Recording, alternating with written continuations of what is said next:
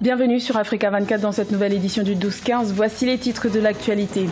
Journée électorale tendue aux Comores. L'élection présidentielle anticipée de ce dimanche 24 mars a été émaillée de plusieurs incidents et l'opposition fait front commun pour dénoncer un hold-up électoral.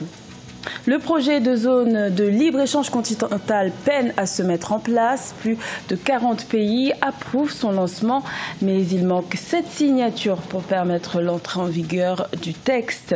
Et retour sur le Forum international Afrique Développement, dont la 6e édition s'est tenue à Casablanca au Maroc. Le Cameroun était l'un des pays mis à l'honneur de ce grand rendez-vous économique. Mais tout d'abord, en Algérie, plusieurs mouvements de contestation sont prévus ce lundi 25 mars à travers le pays. L'Union générale des travailleurs algériens, seul syndicat officiellement reconnu dans le pays, a prévu une manifestation ce lundi pour réclamer le départ du président Abdelaziz Bouteflika. Il devrait être rejoint par les professionnels de la télévision qui organisent un sit-in à Alger. Notons également qu'une réunion du FLN, le parti présidentiel divisé sur la question de l'avenir du président Abdelaziz Bouteflika à la tête du pays, est prévue également ce lundi. Journée électorale de ce dimanche 24 mars aux Comores, et c'était particulièrement tendu puisque quelques incidents ont émaillé ce scrutin présidentiel anticipé. Des manifestants de l'opposition ont été violemment dispersés par les forces de l'ordre à Moroni. L'opposition dénonce un coup d'État électoral du président sortant, Azali Assoumani, candidat à sa propre succession. Les 12 candidats de l'opposition ont d'ailleurs décidé de faire front commun et d'appeler à la résistance. Ils affirment qu'ils ne reconnaîtront pas les résultats issus du vote de ce dimanche. Écoutons à ce propos l'un des candidats à l'élection présidentielle, Ahmed Saïd Mohamed. Plusieurs vidéos circulent de scènes de violence dans les localités d'Anjouan où plusieurs unes ont été saccagées. Des tirs ont été entendus dans plusieurs localités. Certains représentants des candidats ont été arrêtés, d'autres recherchés et des blessés par balles et par armes blanches ont été signalés. Les candidats ont été empêchés d'accéder à la CENI. Dans certaines localités, les PV ont été remplis et les urnes ont déjà été envoyées vers la CI. L'usage massif de procuration a été signalé sur l'ensemble du territoire national. À 10 heures, plusieurs routes ont été bloquées, empêchant la circulation de la population et constituant une entrave au vote. À cet effet, nous, les candidats, constatons la prise en otage du pays et saisissons notre interlocuteur privilégié, l'Union africaine, afin qu'il prenne les dispositions nécessaires pour arrêter ce coup d'État. Également dans l'actualité, le 14e sommet des chefs d'État de la communauté économique et monétaire de l'Afrique centrale, la CEMAC, s'est tenu ce dimanche 24 mars au Tchad. Un sommet axé sur la nécessité d'améliorer la gouvernance dans la sous-région pour les 6 États membres de l'organisation. Cette rencontre a également été marquée par la passation de pouvoir entre le président tchadien, Idriss Déby Itno, et son homologue camerounais, Paul Biya, qui est devenu ce dimanche le nouveau président en exercice de la communauté. Le projet de la zone de libre-échange continental patine toujours, un an après l'accord commun d'une quarantaine de pays au sommet de Kigali. Le lancement de la ZLEC était initialement prévu pour janvier 2019, mais il manque encore 7 signatures pour atteindre le minimum requis de 22 pays. Reportage de notre correspondant au Rwanda, Fraterne Dakaisenga.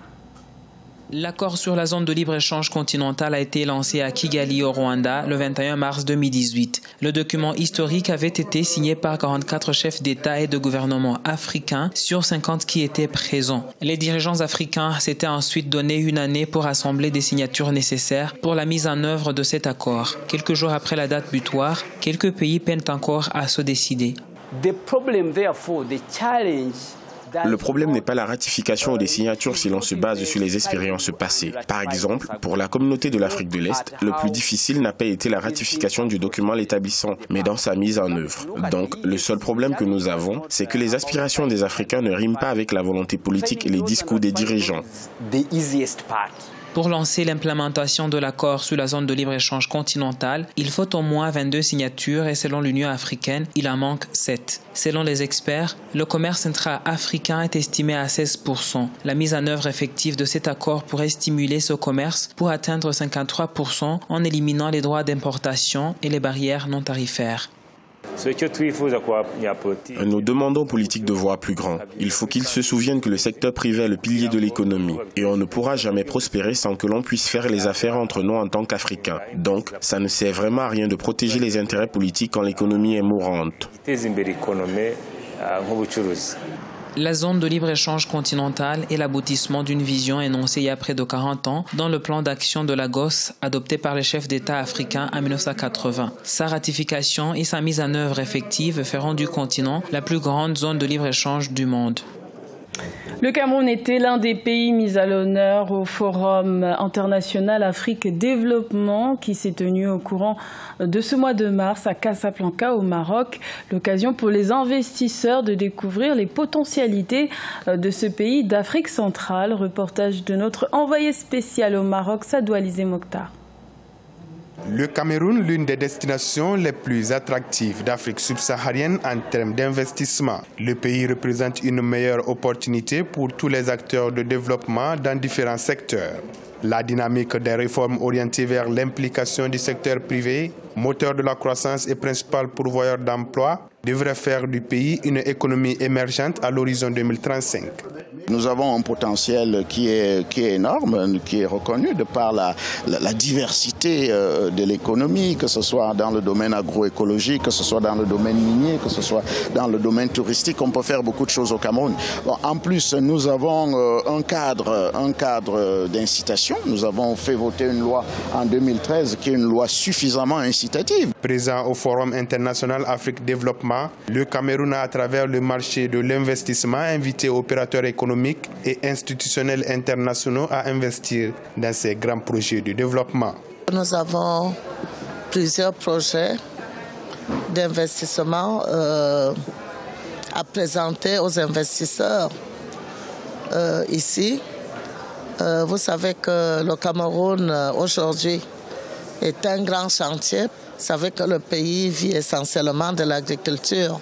Nous voulons passer de l'agriculture de simple à l'agriculture de seconde, voire de troisième génération. Pays d'Afrique centrale, le Cameroun avec un potentiel important au plan hydroélectrique, minier, agricole et énergétique, a mis en œuvre ces dernières années, selon les analystes, des réformes incitatives en dépit d'une conjoncture internationale difficile. Dans le reste de l'actualité du football, la dernière journée des éliminatoires de la CAN 2019 s'est jouée ce dimanche 24 mars. On connaît désormais les 24 équipes qui participeront à la phase finale de la Coupe d'Afrique des Nations en Égypte du 21 juin au 19 juillet. Les deux premiers pays des 12 groupes composés chacun de 4 équipes ont obtenu leur ticket qualificatif. Madagascar disputera la première CAN de son histoire. Le Cameroun, qui s'est vu retirer la CAN 2019, est également parvenu à se qualifier au même titre que la République démocratique du Congo, qui a obtenu sa qualification sur le fil ce dimanche 24 mars.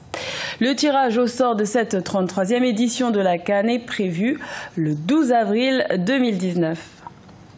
C'était le journal de la rédaction. Merci de l'avoir suivi. L'information continue sur Africa 24.